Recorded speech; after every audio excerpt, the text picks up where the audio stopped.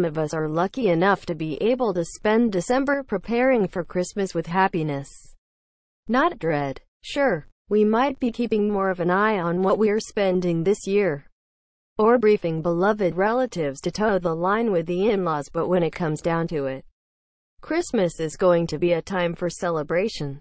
This couldn't be further from the reality of many living in the UK today.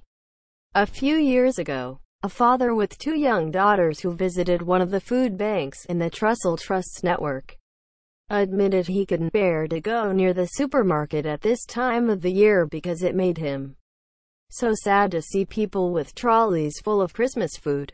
He'd been made redundant and had used up what little savings he had while waiting for his benefit payments to come through. Over a cup of tea, he told the food bank volunteers he'd been trying to keep things together for his children, but couldn't hide his despair when he saw people buying items that he just couldn't afford.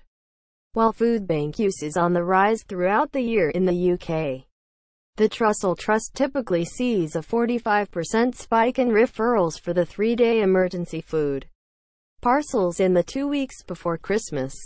There's already a concern food banks won't be able to meet this soaring need. Higher energy bills as temperatures drop and the cost of extra meals when the kids aren't at school during the Christmas are likely to combine with year-round pressures like the rising cost of living, the current freeze on levels of benefit payments, and issues with universal credit rollout. For many families this December, there just won't be enough money coming in to weather this perfect storm. For the gentleman who'd been made redundant, the food bank were only able to give his family